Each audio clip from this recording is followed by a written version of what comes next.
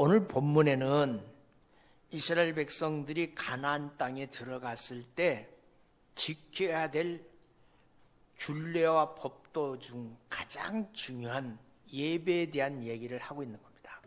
1절에 보면 내 조상의 하나님 여호와께서 내게 주셔서 차지하게 하신 땅에, 차지한 게 아니라 차지하게 하신 땅에서 너희가 평생에 지켜야 될 율례와 법도가 이러하니라 그랬어요. 우리는 아멘 하셔야 돼요. 우리는 호흡이 있는 한 예배는 쉬면 안 됩니다. 여러분, 하루쯤 새벽기도 안 나오고 싶을 때도 있고 52주쯤 한 주쯤 예배를 빠져보고 싶은 생각, 유혹에 빠지지 않는 사람은 한 사람도 없을 겁니다. 그런데 생각해 보면 봉두에 누워있는 사람은 절대로 이 예배에 참석할 수 없어요. 내가 살아있기에 살아있다는 증거로 하나님의 성전에 올라와 예배하는 겁니다. 그래서 예배는 감사로 시작해서 감사로 끝나는 것이 예배예요. 자, 1절에 보면 평생에 지켜야 될 율례와 법도 중에 오늘 말씀하시는 예배의 삶에 대해서 말씀하고 있는데, 여기 평생이라는 말을 다른 말로 번역하면 항상이라는 게, 항상이라는 말을 또 다른 말로 번역하면 모든 날 동안, 호흡이 있는 날 동안, 그런 뜻이에요. 우리 호흡이 있는 날 동안 하나님이 나를 통해서, 여러분과 우리 교회를 통해서 바라고 원하는 것은 온전한 예배예요. 우리 인생에 하나님께서 들어온 것이 아니라, 잘 들으셔야 돼요. 우리 인생에 하나님께서 들어온 것이 아니라 우리 인생 전체가 하나님에게 속한 것이기 때문에 우리 인생의 모든 날 동안 우리가 그 하나님에 대한 예배의 삶을 살아가는 것은 의무가 아니고 기쁨이어야 되는 거예요. 그런데 가나안 땅에 들어가면 온갖 화려한 우상들과 우상의 제단들이 있고 주상이 있고 신상이 세워진 곳이 많이 있었기 때문에 그것에 들어가서 그것을 바라보는 순간 신앙인의 본질을 잃어버린 거예요. 그리고 그것의 화려함에 도취되었어요. 그들이 하는 대로 따라가서 예배를 잃어버리고 우상 앞에 절하는 모습을 현대 그리스도인들에게 묻는다면, 우리 똑바로 보면 동남아 여행 가면 온 천지가 우상이 지고 온 천지가 우상이 있습니다. 그런데 우리도 그곳에 가면 나도 모르게 너무 이쁘다, 그 순간 우상이 절하는 거예요. 너무 화려하다, 우상에 속는 거예요. 태국, 캄보디아 전부 가봐요. 그 어마어마한 건물에 금치를 해놓고 화려하기 짝이 없어요. 입이 쩍 벌어져요. 와, 저렇게 우리 교회는 금물이 들어있는 게 한 군데도 없는데, 이렇게 말을 해야 정상인데, 예수 믿는 사람들이 거기 가세요. 사진 찍고요. 너무 좋다, 너무 이쁘다. 속지 마세요. 우상한테 경배하는 거예요. 우상한테 경배하는 거라고요. 하나님께서 명령하시기를 내가 택한 곳에서 예배를 드리라고 말씀했어요. 내가 택한 곳에서 예배를 드리는데 어떻게? 나와서. 내가 택한 곳에서 예배를 드리는 어떻게? 내 몸에 행동하는 예배. 나와서. 여기 내가 택한 곳이 어디입니까? 신명기에서 말씀하는 택한 곳은 성막인 것입니다. 성막. 그리고 성막 안에 있는 지성소에 있는 법궤가 있는 곳이 바로 하나님이 거하시는 곳입니다. 이곳에 모든 백성이 나와서 하나님께 제물을 드리고 11조와 헌물을 드림으로 예배할 때 하나님이 주시는 즐거움을 누리게 되는 겁니다. 자, 그래서 법궤가 있는 곳이 바로 은혜의 장소고, 법궤 위에 있는 속죄소가, 법궤 위에 있는 덮궤가 속죄소이고 시원자라고 말해요. 자, 법궤 위에 덮궤는 속죄소라고도 부르고 시원자라고도 부른다. 그런데 의미를 알아야 돼요. 뭐냐면 우리 인간의 편에서 죄가 속해지는 것이기 때문에 속죄소. 나의 입장에서 하나님의 편에서 은혜를 베풀어 주시는 것이기 때문에 시원자. 우리는 어디요? 속죄소. 하나님은 우리를 그것에 불러놓고 은혜를 부어주시기에 시원자. 그래서 죄인들이 죄사함을 통해서 사죄의 기쁨, 죄에서 자유를 얻는 기쁨을 누리고 하나님을 만남으로 평화를 누리고 화목과 은혜를 누릴 수 있는 것이기 때문에 이곳에서 예배를 드려야 되는 거예요. 이곳에서 예배. 왜 하나님께서 여기에 임할 수밖에 없는가? 하나님과 언약한 증거가 있는 법궤가 거기 있기 때문에 그래요. 그것에 피가 뿌려지고 피가 뿌려질 때 제사함 받게 되고 제사함 받은 백성이 하나님을 부를 수 있고 하나님을 아버지라고 말할 수 있고. 레위기 16장 2절에 보니까 여호와께서 모세에게 이르시기를 내 형 아론에게 이르라 성소에 시장한 법궤 위 속죄소 앞에 아무 때나 들어오지 말아라. 그리하여 죽지 않도록 하라. 이는 내가 구름 가운데서 속죄소에서 나타남이니라. 우리는 아무 때나 예배드리는 것이 아니라 주님의 날, 주님의 시간, 주님의 때에 주님이 성수한 곳에서 예배하는 겁니다. 하나님께서 속죄소 위에 나타나신다고 되어 있습니다. 자, 레위기 16장 14절에 보니까 그는 또 숫송아지의 피를 가져다가 손가락으로 속죄소 동쪽에 뿌리고 또 손가락으로 그 피를 속죄소 앞에 7번 뿌릴지니라. 이곳에 우리의 죄가 속해지는 피가 뿌려지는 곳이기 때문에 그곳에서 예배를 드리는 거예요. 출애굽기 25장 22절에 보니까 거기서 내가 너와 만나고 아멘 예배 드릴 때 하나님 우리를 만나주시고 속죄소 위에 곧 증거궤에 있는 두 그룹 사이에서 내가 이스라엘 자손을 위하여 내게 명령한 모든 일을 내게 이르리라. 속죄소 위에서 우리를 가르치시는 거예요. 이 속죄에서 우리가 하나님을 만날 수 있는 겁니다. 제사함 받고 하나님을 만남을 통해서 은혜와 복을 받고 진정한 회복과 평안을 누릴 수 있는 곳이 어디냐? 예배 장소. 오늘 이 장소. 구약의 예배 장소 성막, 성막 안에 있는 지성소, 지성소 안에 있는 속죄소, 속죄소의 덮개. 우리에게는 속죄소, 하나님의 편에서는 시원자.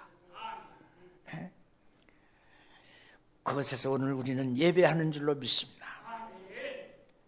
이곳에서 번제를 드리고 제물을 드리고 11조와 헌물을 드리게 되면 하나님이 받으시고 복 주시고 은혜를 누리도록 우리의 삶을 주님이 붙들어 주시고 보호해 주시고 부족함을 채워주시고 빠져나가지 못하도록 막아주시고, 그리고 7절에 보니까 너희 가족들이 다 즐거워하라 그랬어요. 여기서 즐거워하라는 말도 즐거움을 누리라는 명령이에요. 예배는 늘 강조하지만 예배는 잔치예요. 예배라는 말을 제가 설교하면서 그러잖아요. 예배라는 말을 순수 우리말로 바꾸면 잔치요, 잔치. 무슨 잔치? 지음받은 자가 지어준 자를 위해서 베푸는 잔치. 피조물이 창조주를 위해서 베푸는 잔치가 예배예요. 그러면 잔치에서 가장 중요한 게 뭐라고 했어요? 주인공의 소리를 듣는 거예요. 지금 이 시간인 거예요. 예배의 가장 중요한 것은 말씀을 듣는 이 시간이에요. 신약시대 구약에 나오는 짐승을 잡아서 예배를 드리는 예배는 없어졌습니다. 예수님께서 십자가에서 우리의 죄를 위하여 죽으심으로 제사의 제도가 없어졌습니다. 그리고 성령께서 우리 마음속에 오셔서 진리로 우리를 인도해 주셨기 때문에 여러분, 각자의 마음이 성전인 줄로 믿습니다. 고린도전서 3장 16절부터 17절, 성전을 어떻게 관리해야 되냐고 묻는다면 답이 거기 있어요. 그러므로 제사 제도와 장소의 개념은 없어졌지만 우리가 공회로 모일 때, 성도들의 무리가 모일 때 함께 하나님께 영광을 돌릴 수 있는 복된 예배가 되어지기를 원합니다. 그래서 우리가 사도신경을 고백할 때 뭐라고 그랬어요? 성령을 믿사오며 거룩한 공회와 성도가 서로 교통하는 것과 영원히 사는 것을 뭐한다고? 믿사옵나이다. 이렇게 고백합니다. 여기에 나오는 거룩한 공회, 성도가 서로 교통하는 것이 바로 예배입니다. 예배. 그래서 신약시대에 성도가 서로 교통하는 공회, 하나님의 은혜가 임하게 되는 것이 바로 예배인 줄로 믿습니다. 하나님께서는 세상의 제약이 가능함과 세상의 만족함을 얻을 수 없다는 것을 알고 있기 때문에 진정한 평화와 진정한 기쁨은 주님 안에서, 우리를 만드신 그분이 우리가 드리는 예배를 받아주실 때 우리는 기뻐할 수 있다. 오늘 30절에 뭐라고 말합니까? 너는 스스로 삼가 내 앞에서 멸망할 그들의 자취를 밟아 올무에 걸리지 말라. 올무에 걸리지 말라. 너 그들의 신을 탐구하여 이르기를 이 민족들은 그 신들을 어떻게 섬기는고 나도 그와 같이 하겠다 하지 말라. 교회는 세상 유행 따라가는 것이 아닙니다. 교회는 말씀 따라가야 되는 거예요. 말씀 따라 교회가 교회되게 해야 돼요. 세상의 방법으로 진정한 영적인 회복과 평화와 즐거움은 누릴 수 있다 없다? 없습니다. 없습니다. 오늘 또 우리 영혼의 주인 되시는 하나님을 바로 믿고 바로 예배함을 통해 하나님께서 우리 개인과 가족에게 주시는 은혜와 즐거움과 복을 받아 누리는 저와 여러분의 삶이 되시기를 주님의 이름으로 축원합니다. 그리고 이제 13장으로 넘어가면 가나안 땅에 들어갔을 때 만나게 될 거짓 선지자, 꿈꾸는 자들을 따라가거나 섬기지 말아라. 그러면 심판할 것이다 그랬어요. 오늘 말하면 온전한 예배를 드리지 못하는 자들이 어디를 봅니까? 곁눈질하니. 온전히 예배를 드리지 못하는, 온전히 교회 생활을 하지 못하는 자들이 곁눈질해. 그 곁눈질하는 곳에 누가 있다고요? 거짓 선지자와 꿈꾸는 자들이 있는 거예요. 그런데 그들의 달콤한 유혹에 넘어가, 그리고 그들을 따라가, 그들의 삶에 동조해. 그러면 하나님 어떻게 한다고요? 심판하신다. 심판하신다. 13장 1절 이하에 쭉 길었습니다. 너희 중에 선지자나 꿈꾸는 자가 일어나서 이적과 기사를 너에게 보이고 그가 내게 말한 이 이적과 기사를 이루어지고 너희가 알지 못하며 다른 신들을 우리가 따라 섬기자 말할지라도 너는 그 선지자나 꿈꾸는 자의 말을 청종하지 말라. 이는 너희 하나님 여호와께서 너희가 마음을 다하고 뜻을 다하고 너희 하나님 여호와를 사랑하는 여부, 너희가 하나님을 사랑하는지 안 하는지 여부를 알려하사 너희를 시험하심이니라. 시험하고 있는 거예요. 하나님 시험하고 있는 거예요. 사람들은 누구나 인생의 한계를 만나게 되면, 인생의 고통의 문제를 보면, 미래에 대한 불안감을 느낄 때 현실적인 문제를 해결하는 방법을 찾게 되는 겁니다. 이것이 사람의 힘으로 불가능한 일이면 어떤 신적인 능력을 기대하게 되는 겁니다. 그래서 신적인 능력, 초능력을 가진 사람이 있다면 그 사람을 찾아가게 되고, 그것을 우리식으로 표현한다면 용한무당이 되는 거예요. 용한무당 찾아가고 싶어요. 에? 또 무슨 일을 하다가 보면 영험한 무당, 신령한 사람, 영적인 사람, 타로점을 잘 보는 사람 찾아다녀요. 우리 믿음의 사람은 장난이라도 타로 보면 안 돼. 영이 흐르죠. 우리가 이런 사람들과 이성적으로 만나고 체험하고 그 사람들과 함께 어울리면 나도 모르게 그 사람들이 사상이 내 심령에 들어와요. 사실 사탄은 이런 종교심과 이런 불안한 인간의 마음을 이용해서 그 사람의 영혼을 빼앗아 버려요. 하나님 분명히 말씀했습니다. 사람들에게는 수고, 즉 고통이라는 것이 있을 수밖에 없고 미래에 대한 일, 장래에 대한 일은 절대로 알 수 없다고 성경은 말하고 있습니다. 전도서 3장 11절에 보니까 하나님이 모든 것을 지었을 때 때를 따라 아름답게 하셨고 또 사람들에게는 영원을 사모하는 마음을 주셨으니, 영원을 사모하는 마음을 줬어. 그러나 하나님이 하시는 일에 시종을 사람으로 측량할 수 없게 하셨느니라. 하나님이 하신 일에 대해서는 하나님이 너 알 필요 없어. 그렇게 말씀했다. 전도서 7장 14절에 보니까 또 뭐라 그럽니까? 형통의 날에는 기뻐하고 공고하는 날에는 뒤돌아보라. 이 두 가지를 하나님이 병행하게 하사 사람이 그 장래일을 능히 헤아려 알지 못하게 하셨느니라. 사람은 절대로 장래일을 알지 못하게 되어 있습니다. 하나님이 하시는 시종의 일의 시종을 측량할 수가 없고 장래일을 능히 헤아려 알지 못하게 된다고 말했습니다. 그런데 사람들의 욕심이 현재의 고통의 문제와 미래에 대한 불안함 때문에 장래일을 알고 싶어요. 우리 다 그렇잖아. 알았으면 좋겠어. 알았으면. 창조주 하나님께서 현재의 고통을 헤아리셨고 미래를 알 수 없게 하심으로 하나님을 신뢰하고 하나님께 맡기는 삶을 살도록 했는데, 맡기면 되는데 우리 인간이 그 문제를 해결하려고 그 답을 얻으려고 하니까 결국은 사탄이 자기의 하수인 거짓 선지자나 꿈꾸는 자들을 우리에게 보내서 우리를 유혹하는 거예요. 넘어지지 맙시다. 자빠지지 맙시다. 속지 맙시다. 그렇다면 하나님께서 왜 이런 거짓 선지자와 꿈꾸는 자를 그냥 활동하도록 내버려 두시느냐? 우리 다 같이 묻는 물음이에요. 오늘 본문에 그 이유를 말하고 있습니다. 그것은 하나님이 정말 믿음의 사람들, 정말 하나님을 믿는 사람인지 안 믿는 사람인지 갈려내게 하기를 원하고 골라내기를 원하신다. 3절, 너는 그 선지자나 꿈꾸는 자의 말을 청종하지 말라. 이는 너희 하나님 여호와께서 너희가 마음을 다하고 뜻을 다하고 너희 하나님 여호와를 사랑하는 여부를 알려하사 너희를 시험하시느니라.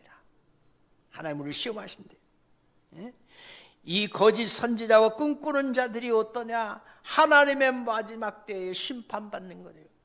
하나님께서는 누구에게나 인격을 가진 사람에게는 하나님을 믿고 구원받을 수 있는 자격을 주셨습니다.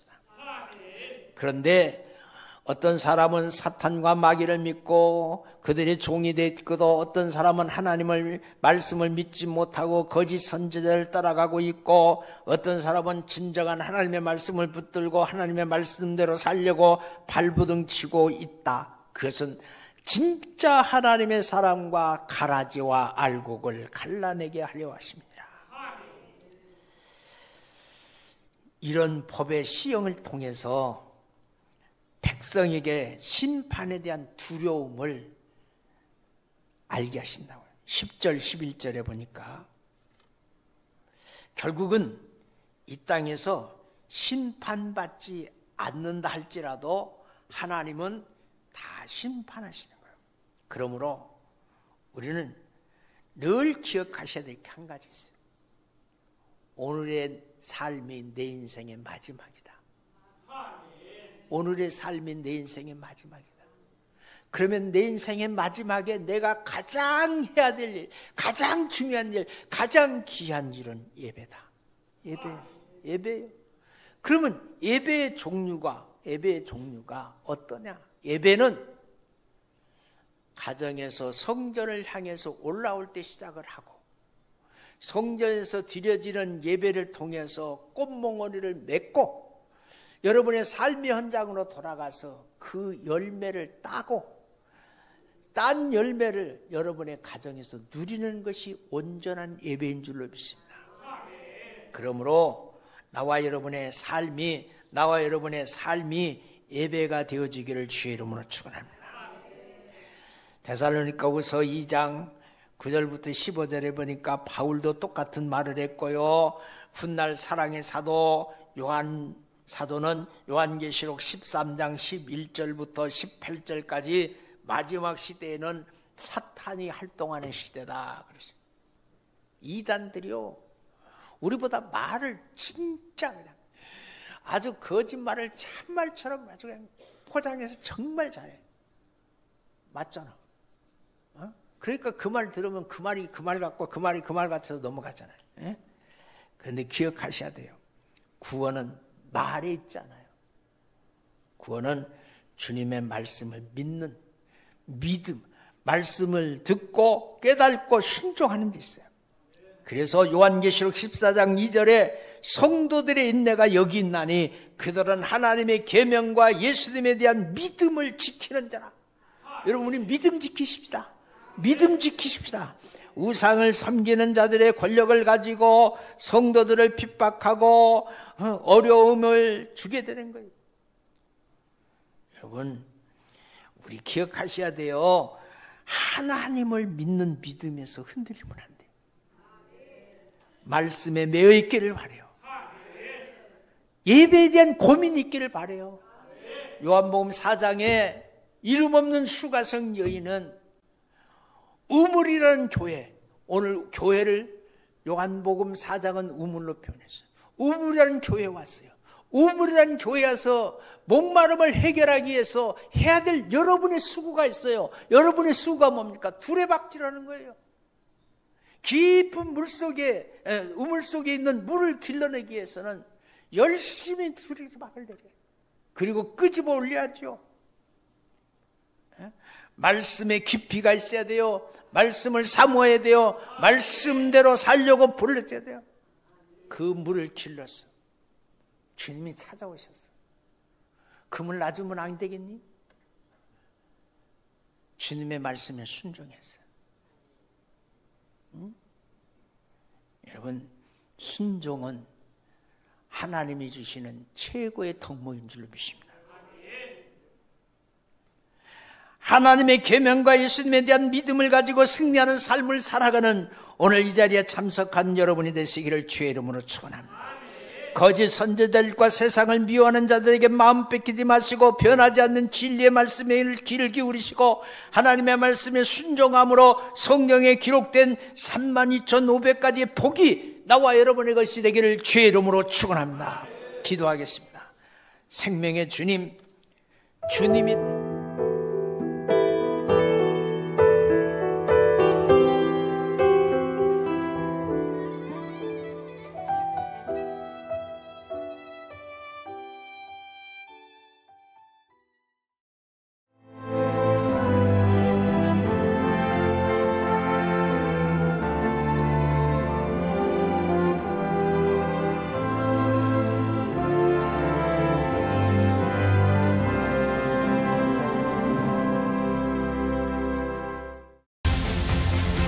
대한민국에는 아주 오래된 길이 있습니다. 8,000년의 시간 속에 다듬고 보듬으며 지켜낸 생명의 길, 순천 갯발. 1,000년의 가치를 담아 오롯이 간직해온 치유의 길, 순천 서남사. 그 길 위에서 펼쳐지는 수많은 삶의 이야기들. 세계 속에서 빛나는 그 귀한 가치를 더 나은 내일로 이어가는 시간. 2025 순천 세계유산 축전.